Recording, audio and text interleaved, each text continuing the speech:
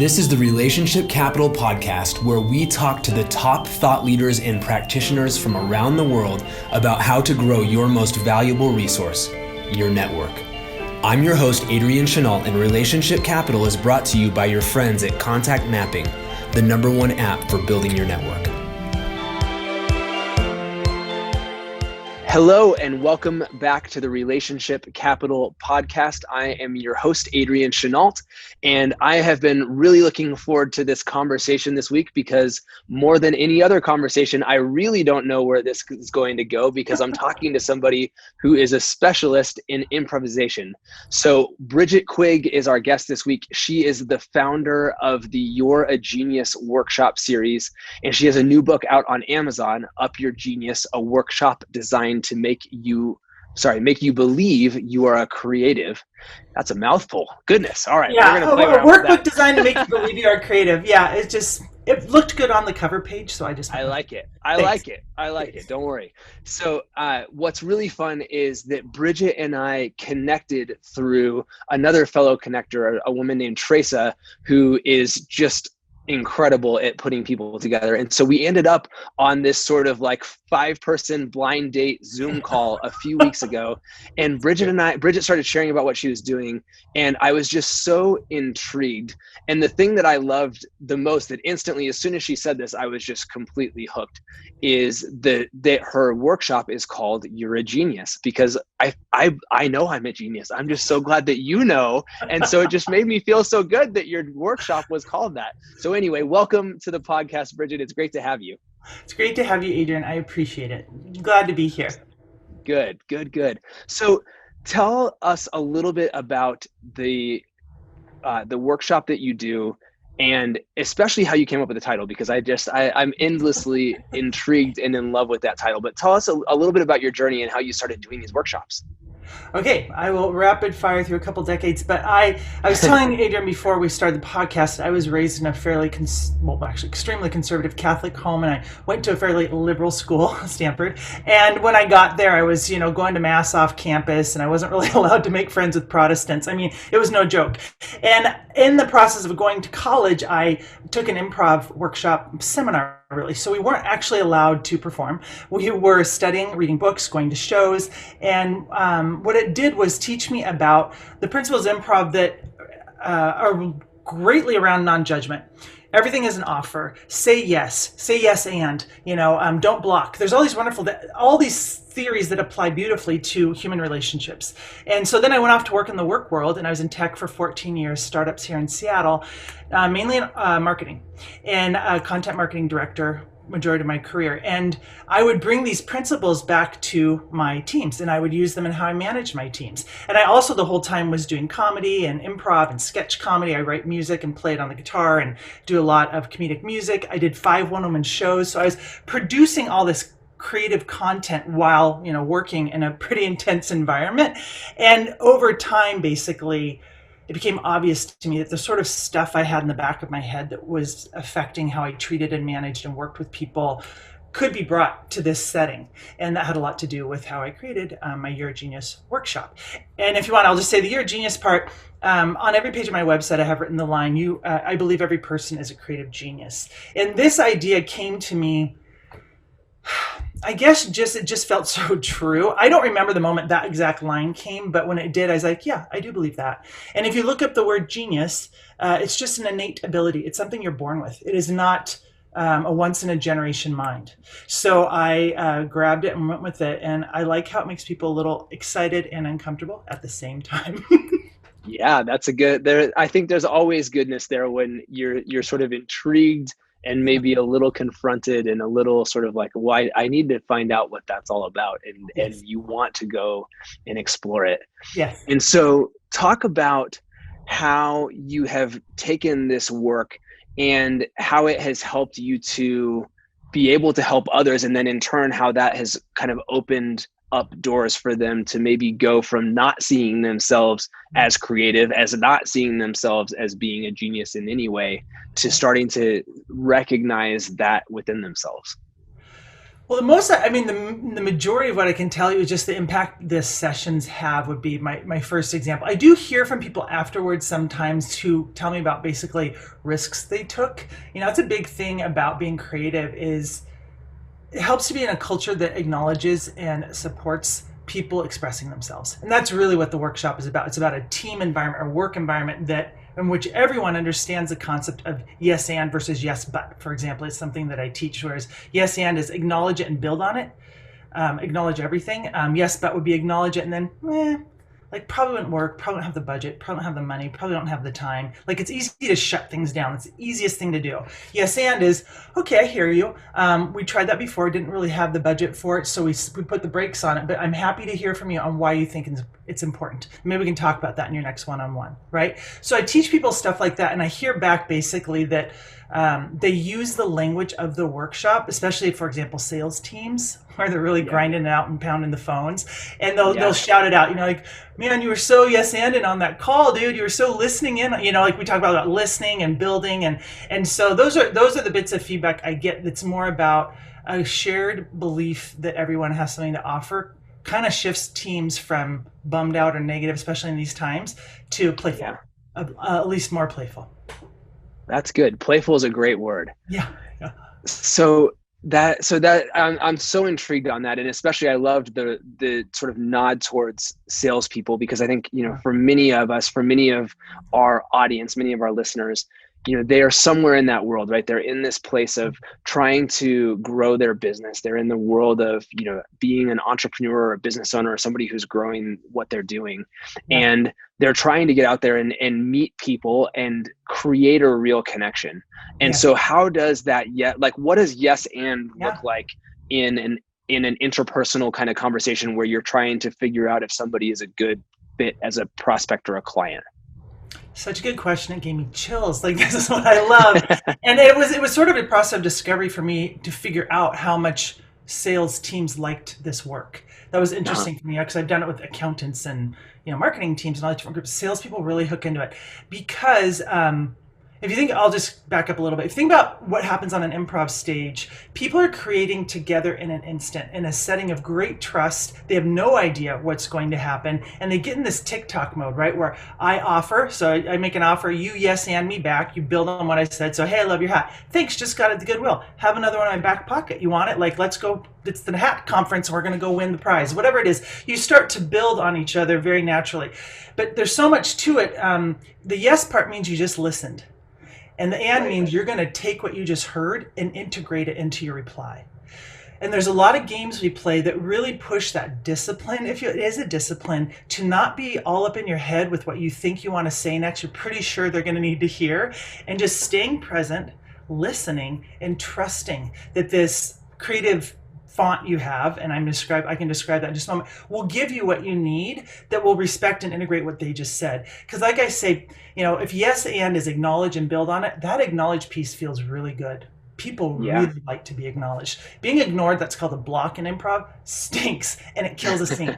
Once you start blocking, once you start ignoring people, it's just like uncomfortable, and the audience is kind of weirded out, and it's like, when is this going to be over? Whereas building just always feels good. Improv isn't necessarily about being funny. It tends to be funny, but it's really about this juicy creative process.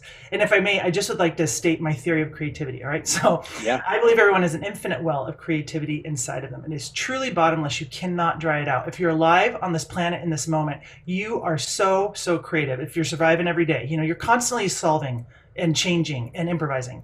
Second, it's unique to you. So your personality, how your brain works, what you're into, highly affects how you think creatively. Number three, I think it's always ready for you.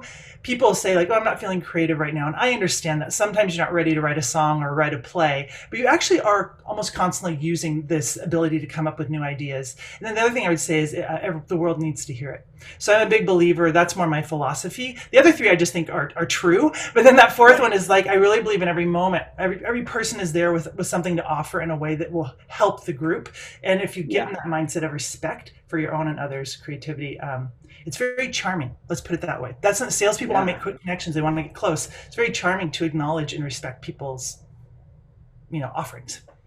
Absolutely. I think that's the sort of two-way nature of what you said, that it's like you have something to offer to the group but that it's you're drawing upon what is coming from that group or from that other person, that both of those things Yeah. are essential in order for it to work. And so, you have to believe enough in yourself that I have something to offer back.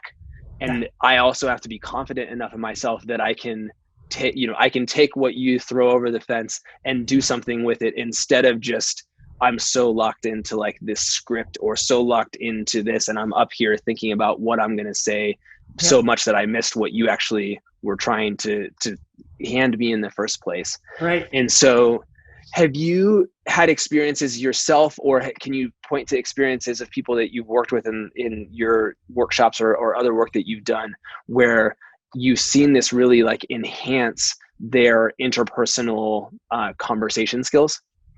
Well, I do the workshops, but I don't necessarily hang out with them that long. They do bring me back a lot of times. Like I've done multiple SKOs with certain companies, for example. I have to really dig to get people sometimes tell me stories. I have gotten more. So what I've heard is, I used it on my next call, for example. With a lot of salespeople, it's like, man, I went right out of that workshop and I was just trying it out and I'm working with it. And so that would be a good example. I think for me, honestly, in the work time that I've known this information, I've probably done more work creatively with people and getting them to supporting them. I've supported several women getting into comedy, for example, which is cool, right? And so it's kind of, hey, Bridget, I've been thinking about doing this for years, but I'm embarrassed to tell anybody, but I'm going to tell you.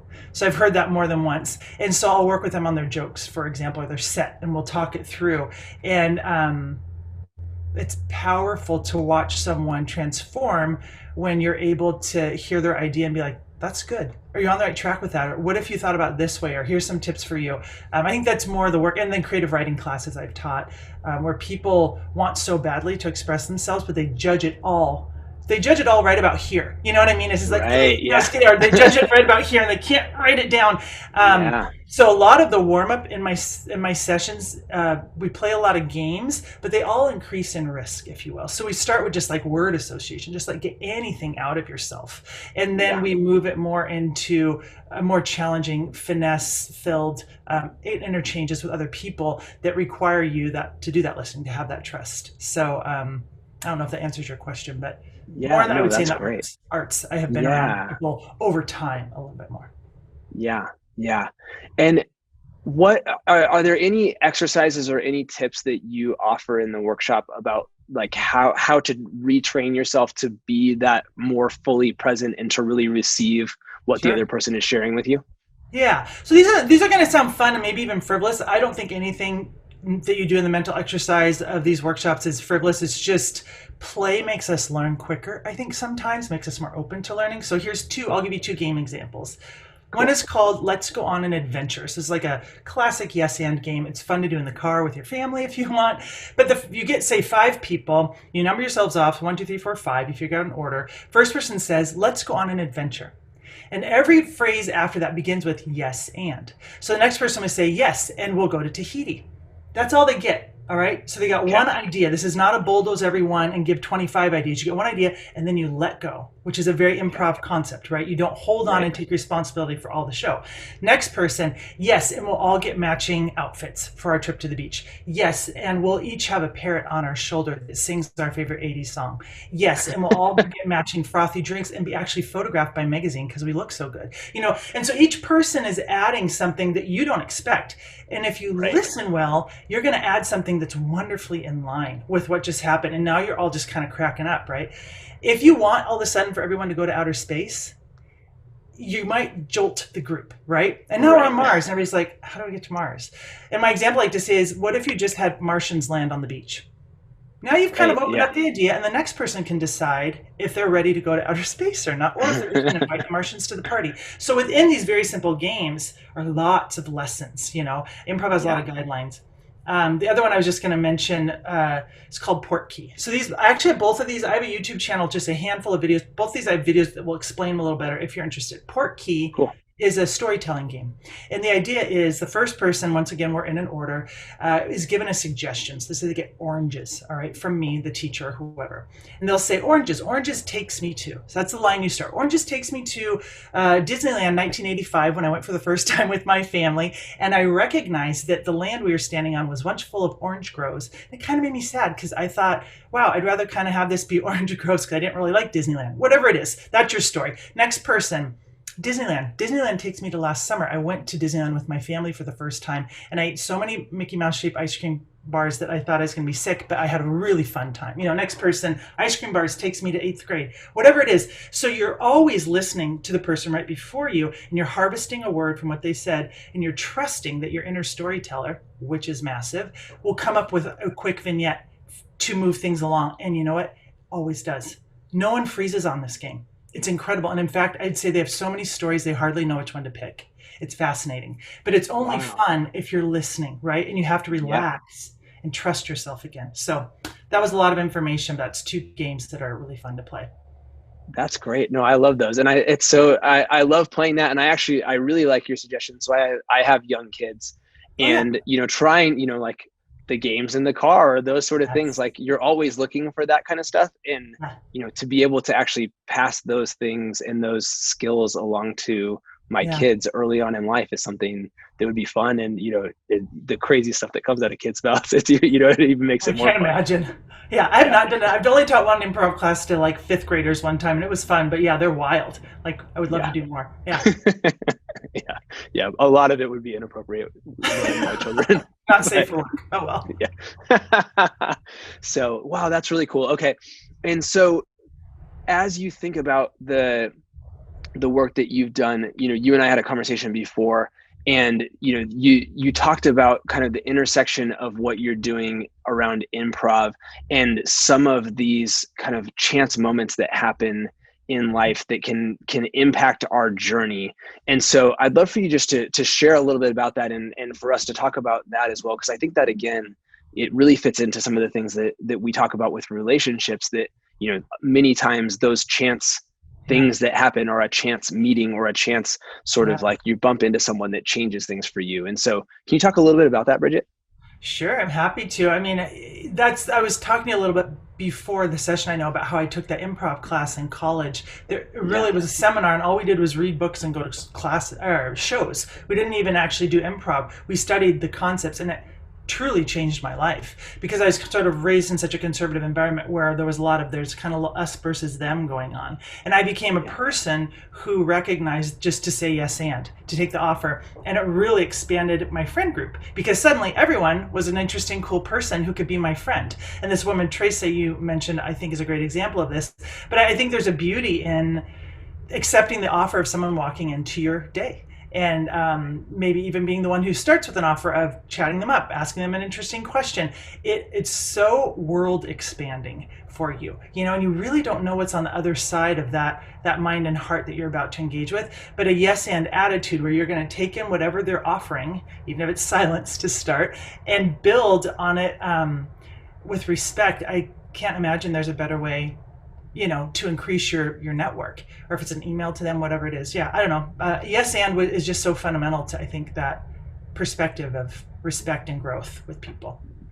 Yeah, I totally agree. And I think the idea that you are a creative genius, like I am, but you also are, and that there's something, you have these, you bump into people and, whether it's fate or whatever words you want to use for it. Like I've had the experience so many times that I bump into just the right person at just the right time. And there's no way that I could have coordinated that or orchestrated that to happen, but it walks through the door.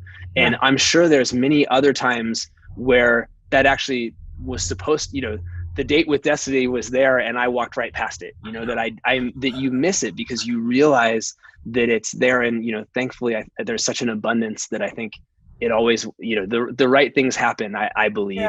But, how can you become more receptive to that? Or, like if you think about maybe interactions with strangers, what can you do to create the environment that allows for you to capture more of those opportunities?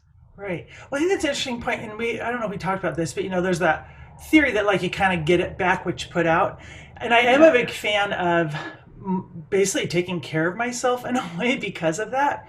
Because if you are a bit, and I know it's not easy, you're out there with kids at home right now doing school. I mean, you got to kind of forgive yourself 1,000 times a day sometimes, but trying to have a general thought that the universe is trying to help me along here, and the people who Mhm. come along probably there's gifts being given all the time if I raise my chin up and kind of open my eyes and look around. I think trying to stay in that place of, if you will, almost like a faith or a willingness to be open, has a lot to do with it. And I've had moments in life, I know exactly what you're talking about, even in the area of dating, right? If you're a single Right. person and you're like, oh, that person seems really interesting, but oh, they probably won't want to talk to me.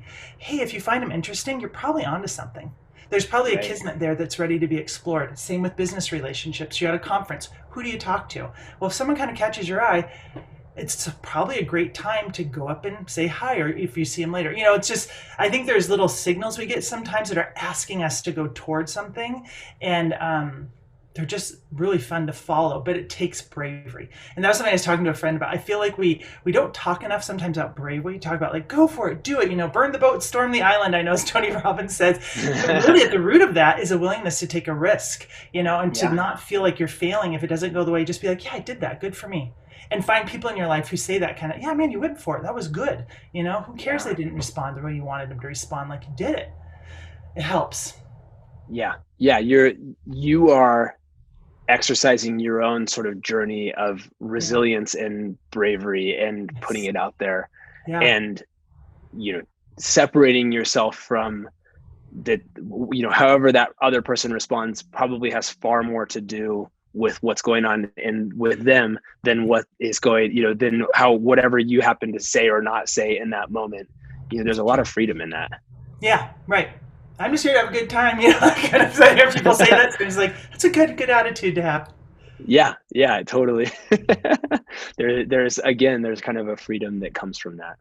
Yeah. And so, you studied at Stanford, and you've had quite a journey of personal discovery. Not only, it sounds like, at Stanford, where you sort of first discovered this improv and kind of started opening up, but it sounds, from some of the conversations that you and I had before, you've had this journey where you continued maybe to put some pressure on yourself, and then Yeah. ultimately came back around to a Yeah. discovery of kind of living in a way that's truer to yourself. Sure.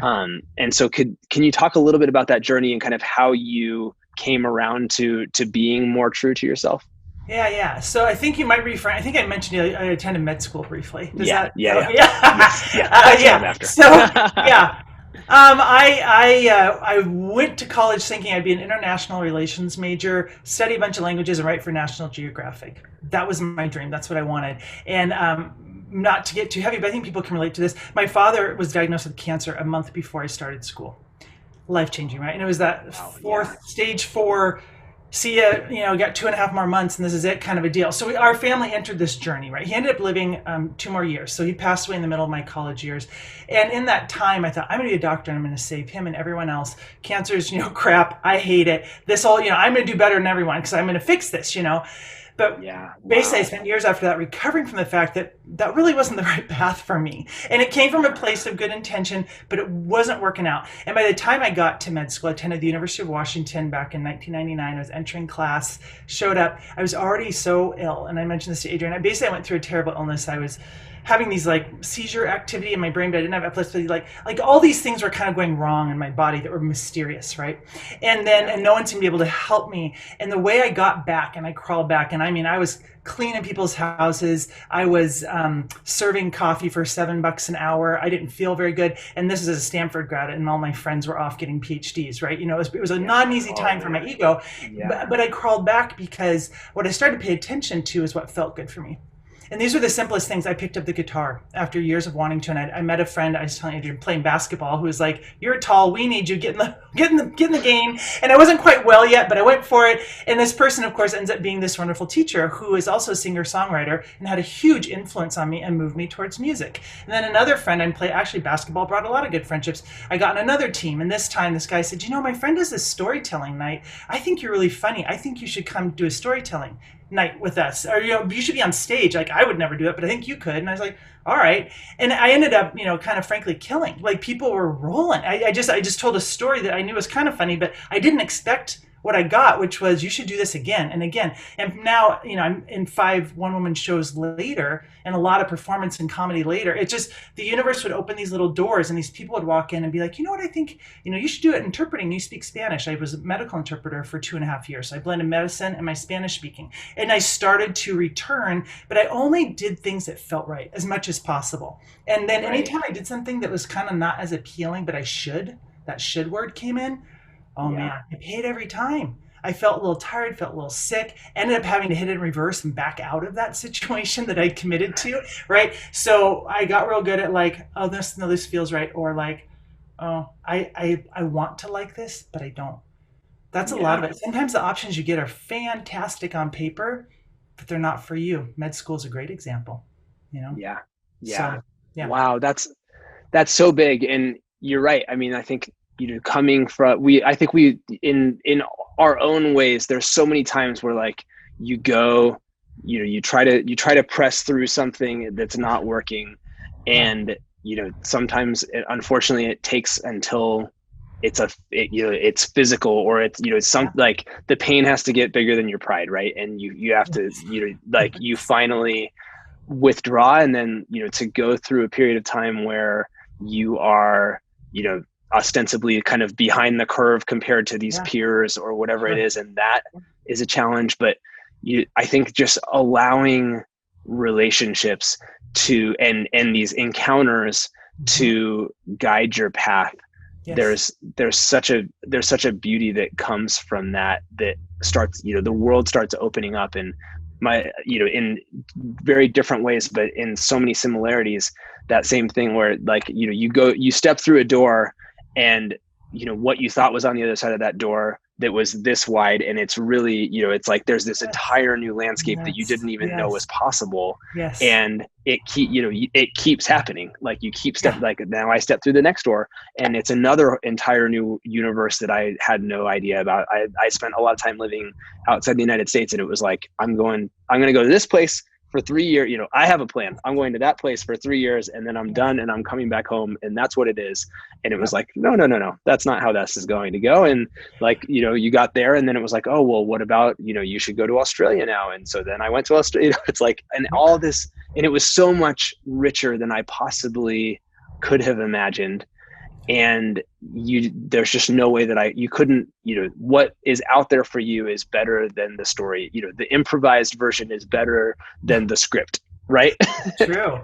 It's true. And then that knowing that if something feels right to go towards it, I just have to say this on behalf of all of us. I think a lot of us, especially in American culture, are trained to, like, I call it forcing, but really to work harder, and that it'll work out, and or, tough it out, right? Tough it out. Sometimes you Yes. do. And I've gone after things like putting on a one-woman show and renting the space and getting everybody there and selling tickets. I mean, you tough that out. That's not easy, but it's so satisfying, and I love doing it. And it's like where I want to be. And that's a good, but like if you're toughing it out on something you don't really feel in your heart, man, good luck. It doesn't. So I think we always can feel. I think we can. It's good practice. Sounds like, for example, your journey felt fun to you. I'm sure it wasn't always Yeah. easy, but you were on a track that was like, no, this feels right. And that's something I want everyone. I guess that was a big part of my journey, was recognizing the difference for me between things I really wanted to do, or things I felt like I should or could, but don't really want to. Yeah. That's a great question, because I think that's especially in American culture or Western culture, where there is kind of this drive.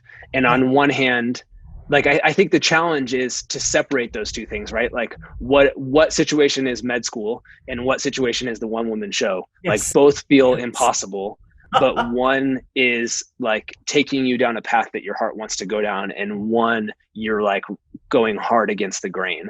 Well said. Is there, like, do you have is there anything that you've learned along the way about how to like discern which of Right. those two things is going on when it's feeling really hard?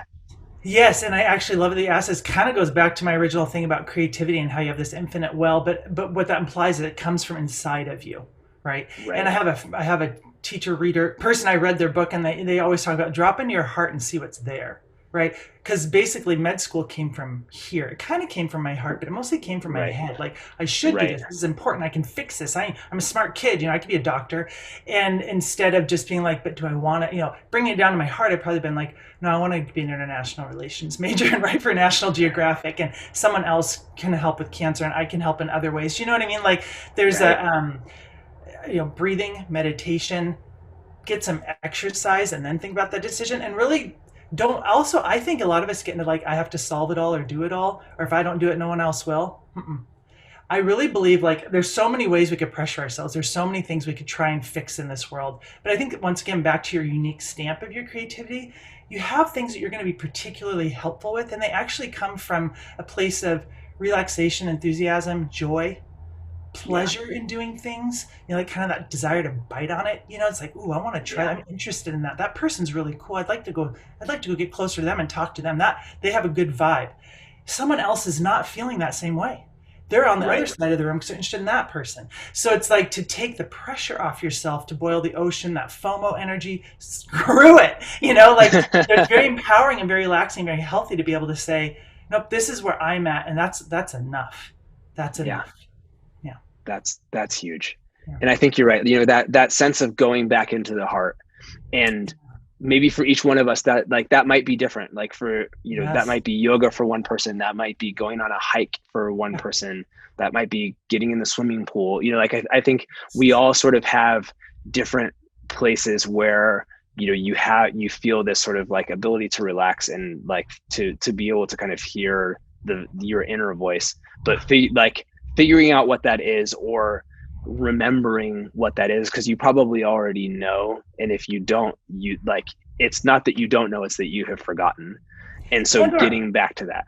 And also, be careful who you're spending time with. I hate to say it. I mean, I don't want to pick on the people in your life, but if they're people who try and make you change your mind, and I think we all know who those people are, and a lot of times Yeah. they're our parents, depending on how we were raised, just like know that and be like, okay, I hear you. And then go to the person who really is able to say, what is it you really want to do here? I can tell in your voice. Good, do that.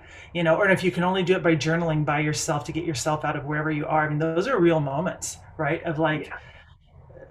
developing the willingness to tough it out and go for what you really want, requires shifting your social settings sometimes to a degree. Yeah. It's another thing. That's awesome. That's awesome. Well, Bridget, I have really enjoyed just getting to know you. And I love this spirit of, that yes, and Yeah. pervading every part of our life, that it's not just, we can use these games and these frameworks for the way that we live our lives and the way that we conduct ourselves in business and in all these other things that we do beyond just comedy, so to speak, or Yeah. these sort of workshops. And so thanks for sharing that. Is there any final words that you want to share before we wrap up today? I just want to say, trust yourself. Yeah. Everyone to Yeah. trust themselves. That's like my dream. Those are the words that came to mind. So there's my creative genius coming back. Those are the words. And thank you. That's Thank you fantastic. for inviting me. And thank you to everyone who listened. And happy to connect on LinkedIn or wherever you want. I like like-minded people, and I'm glad to meet you, Adrian. Thank you so much. So go check out Bridget on LinkedIn. It's Quigg is how you spell her last name.